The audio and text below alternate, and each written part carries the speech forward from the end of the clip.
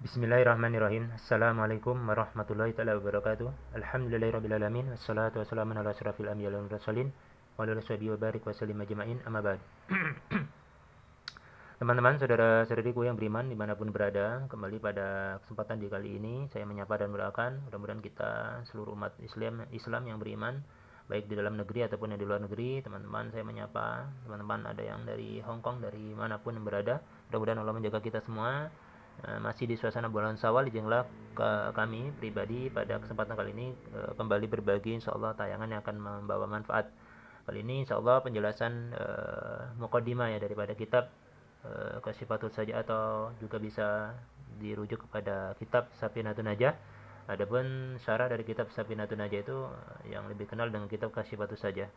Teman-teman sekalian, pada awal di muqaddimah ini penulis kitab juga memberikan pembukaan, yaitu Bismillahirrahmanirrahim.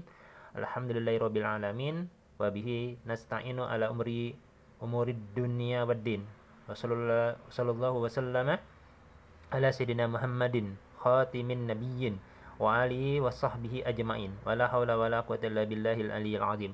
Jadi juga ulama yang menulis atau melakukan tindakan apapun, baik penulisan kitab ataupun amaliyah ibadah lain, amalan yang tidak dibuka dengan membaca kalimat bismillah ataupun memuji Allah Subhanahu wa taala, maka rahmatnya akan terputus ya.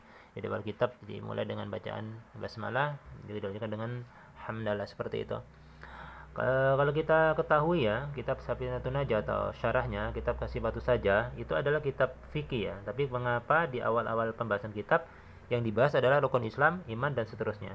Ini memberikan kesan atau pengertian yang dalam, maknanya sangat dalam. Mudah-mudahan Allah memberikan balasan, ganjaran pahala, dan posisi tempat terbaik di sisinya bagi penulisnya.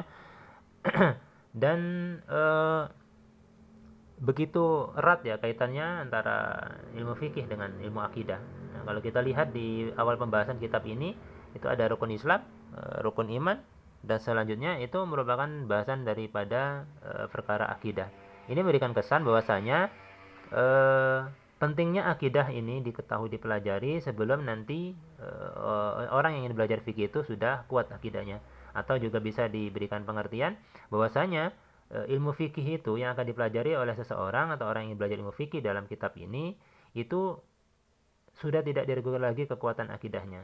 Jadi jangan sampai belajar fikih sudah dalam, sudah tinggi misalnya, atau mulai belajar fikih atau sampai pada pertengahan, ternyata akidahnya masih bermasalah. Jadi ini penulis kitabnya sungguh luar biasa. Mudah-mudahan kita bisa mengambil manfaatnya insyaallah.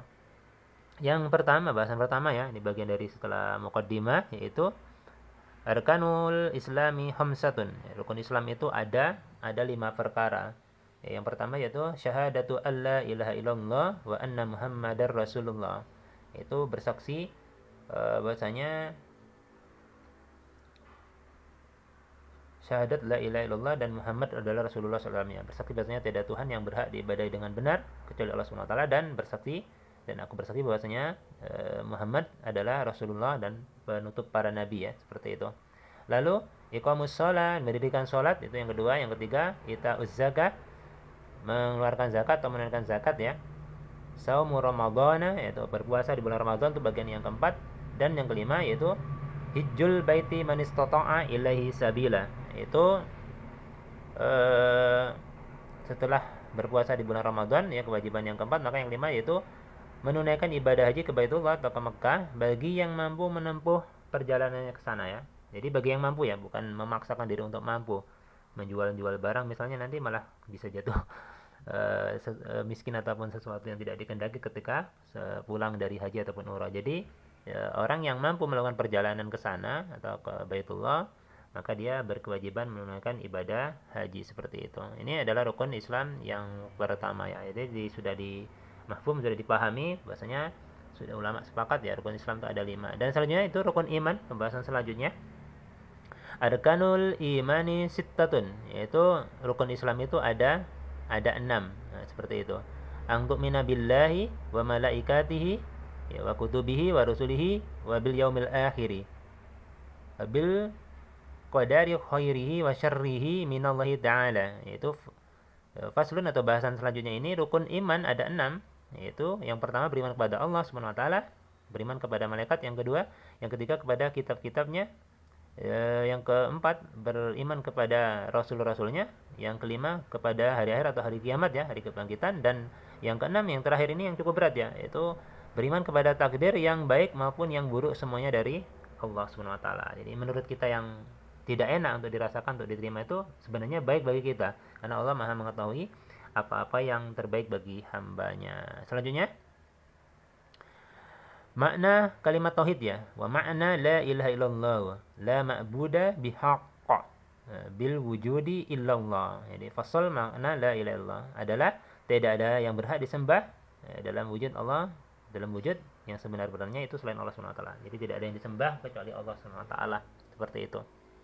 Dan selanjutnya sebagai penutup dalam pertemuan yang pertama ini atau bagian mukadimah ini, yaitu tanda balik ya. Nah, ini. Tanda balik itu kemarin juga kami ajarkan ya, ketika mengajarkan anak-anak yang mengaji di tempat kami itu hari Senin, Selasa, dan Rabu, biasanya di antara hari itu nanti ada pelajaran fikih untuk anak-anak ya, atau pelajaran tambahan selain mengaji Iqra seperti itu. Alamatul bulughi salasun, itu yang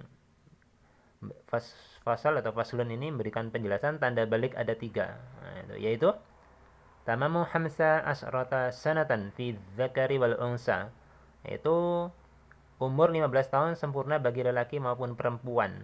Nah, seperti itu. Jadi tanda balik itu umur 15 tahun sempurna bagi lelaki maupun perempuan. Yang kedua, al-ihtilamu fi dzakari wal unsa litas'i sinina. Jadi ihtilam atau mimpi basah bagi lelaki maupun perempuan yang biasanya berumur 9 tahun. Dan yang ketiga, al-haidu fil unsa litas'i sinina. Haid bagi perempuan yang biasanya berumur 9 tahun ya. Atau juga mungkin ada yang lebih dari itu, 10 tahun baru haid, 11 tahun baru haid. Jadi minimal setidaknya di umur 9 tahun. Ini adalah tanda-tanda balik ya. Ini saja teman-teman yang bisa saya sampaikan pada kesempatan video kali ini di bagian mukadimah. Insyaallah nanti sebagai kesempatan yang selanjutnya akan masuk di pembahasan syarat istinja. Ya, syarat istinja ada berapa ini? Ada 8 ya. Syarat istinja ada 8, kemudian juga ada rukun wudhu, ini penting ya. Nah, ini juga ada artinya dan tertib, hukum air dan sebagainya. Jadi kalau nanti akan pada pembahasan tentang apa yang membatalkan wudhu, nanti akan paham ya.